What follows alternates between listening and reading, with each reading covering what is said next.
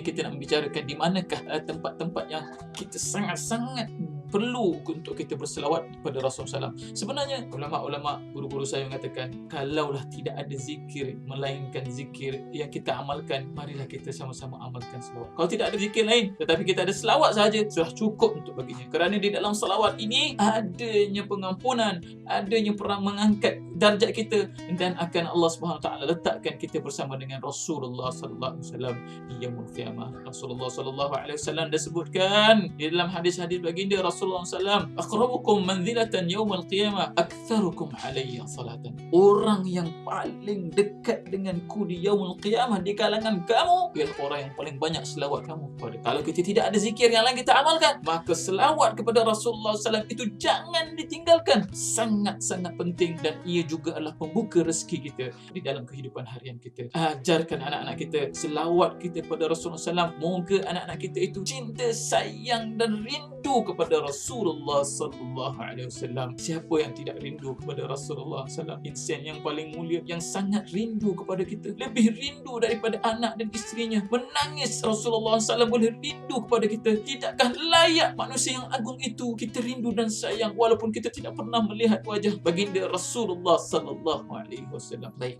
antara tempat-tempat yang kita perlu berselawat kepada Rasulullah sallallahu alaihi wasallam iaitu ketika azan. Selepas azan kita membaca doa, kita berselawat dan kita membaca doa kepada Rasulullah sallallahu alaihi wasallam. Kita lihat di dalam tasyahud awal dan di dalam tasyahud akhir, ya, bukan wajib untuk kita membaca selawat kepada Rasulullah SAW. Ketika salat jenazah, ketika masuk ke dalam masjid, kita membaca doa dan kita berselawat kepada Rasulullah SAW. Di hari Jumaat, di malam dan hari Jumaat, dan ketika mana kita memberi salam kepada Rasulullah. Dan yang paling nak saya ingatkan kepada para hadirin iaitu ketika mana nama baginda Rasulullah SAW disebut, kita sama-sama berselawat kepada Rasulullah SAW. Mari sama-sama kita berselawat kepada Rasulullah. Allahumma salli ala sayyidina Muhammad wa ala alihi wa sahbihi ajma'in. Baik, seterusnya kita nak membicarakan tentang bagaimana kita mengihtiram Rasulullah sallallahu alaihi wasallam.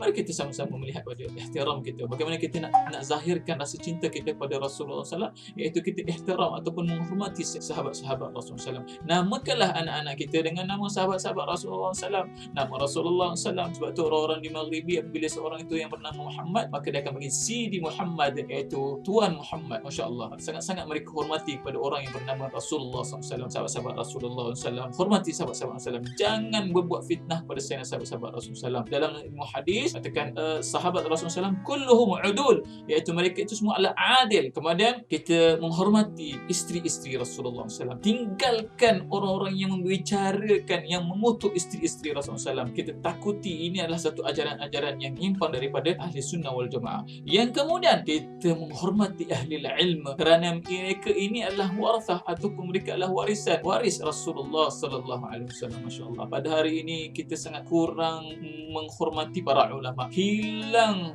rasa hormat kita pada ulama. Bahkan kita pula merasakan diri kita menjadi ulama. Kita boleh baca di Google dan sebagainya, kita pula sudah menjadi ulama. Wa na'udzubillah min zalik. Kita ini dengan ulama-ulama mazahib, ulama-ulama kita yang ada ini, mari kita hormati mereka. Dengan hormat mereka ini kita rasa kelazatan di dalam kita bermutaba'ah mazahibul arba'ah ataupun beribadah pada Allah Subhanahu Wa Taala. Hormat mereka. Kemudian kita sentiasa beradab dengan Rasulullah SAW. Bila dengar hadis Rasulullah SAW, kita beradab dengan Rasulullah SAW. Masya Allah, apabila kita dengar hadis Rasulullah SAW, kita rasa seakan-akan baginda Rasulullah SAW sedang menuturkan hadis tersebut dengan khusyuk dan tawakkur, iaitu kita menghormati, ijlal, memuliakan, mengangkat kedudukan hadis Rasulullah SAW. Sebab tu kalau kita ada hadis, majlis-majlis hadis Rasulullah SAW di masjid dan sebagainya, kita cuba hadir. Dengan hadirnya kita dalam masjid, majlis mendengar hadis Rasulullah SAW akan melembutkan jiwa-jiwa kita, kerana seakan-akan Rasulullah SAW hadir di depan kita dan menuturkan hadis tersebut. Masya Allah.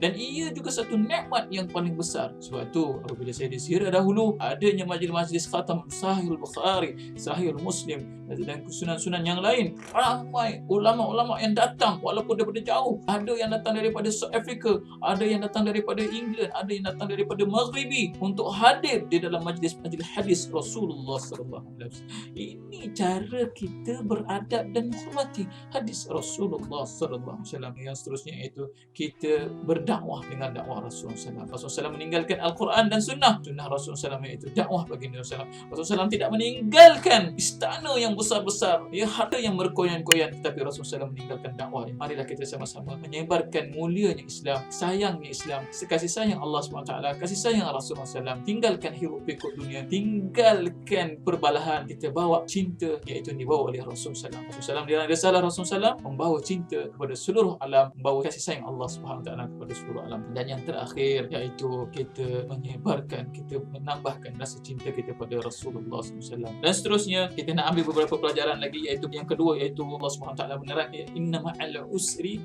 yusra. Dengan setiap daripada usri, iaitu kesusahan, Allah Subhanahu Wa Taala akan mendatangkan kemudahan. Dua kali Allah Subhanahu Wa Taala ingatkan. Maknanya setiap kesusahan yang Allah Subhanahu Wa Taala berikan, ujian yang Allah Subhanahu Wa Taala berikan, Allah Subhanahu Wa Taala akan buka jalan, bahkan di jalan yang tidak diketahui. Jadi kita nak lihat bagaimana Rasulullah Sallallahu Alaihi Wasallam merawat tragedi-tragedi yang dihadapi oleh Rasulullah SAW apabila diuji dan sebagainya. Dalam dakwah Rasulullah SAW, Masya Allah, Rasulullah apabila diuji, diletakkan bangkai anak unta di atas pundak Rasulullah SAW. Apa yang Rasulullah SAW doakan? Apa yang Rasulullah SAW buat? Adakah Rasulullah SAW mengkeji dan sebagainya? Apabila pergi ke Taif dan sebagainya, apa yang Rasulullah SAW buat kepada Taif? Bahkan Rasulullah SAW ada sifat optimis yang akan lahir zuriat daripada orang-orang yang Taif itu beriman dengan Allah Subhanahu Wa Taala. Maka kita hendaklah sentiasa ambil sikap Rasulullah SAW. Kemudian di dalam surah ini juga ini membicarakan tentang taisirul Islam, iaitu mudahnya agama Islam. Ada yang kata susah nak beribadat dan sebagainya. Sebenarnya dalam ibadat apabila kita sakit, misalnya Allah SWT bagi cara kita untuk solat ketika sakit, bagaimana kita ataupun kita accident dan sebagainya, ataupun dalam keadaan COVID misalnya, kita diberi ruang-ruang untuk tidak bersolat berjemaah ataupun rukhsah untuk kita salat berjemaah di rumah dan sebagainya. Itu adalah taisirul Islam ataupun cara yang Allah SWT memudahkan di dalam Islam, Masya Allah, ya. Di dalam ketika kita bermusafir, boleh dijamakkan solat tersebut, jamak qasar dan sebagainya. Kemudian, apakah perkara yang terbaik selepas ibadah, ya? Adakah zikir, adakah bergembira dan sebagainya? Semuanya boleh. Selepas kita beribadah masa yang solat, kita boleh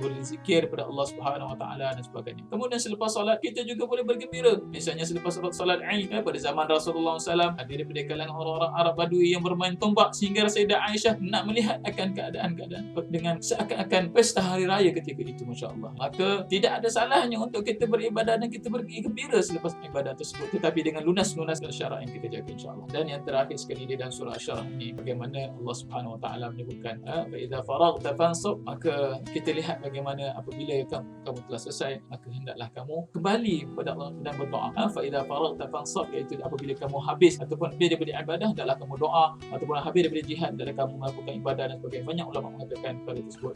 Wa ila rabbika farghab, maknanya lepas ayat ini inna ma'al usri yusra, inna ma'al usri yusra, susah dan senang, susah dan senang. Kemudian fa idza faraghta fansab, apabila kamu sudah menghadapi kesusahan, fansab, maknanya beribadah kepada Allah SWT. Wa ila rabbika farghab, hendaklah kamu bersegera kembali pada Allah Subhanahu Wa Taala.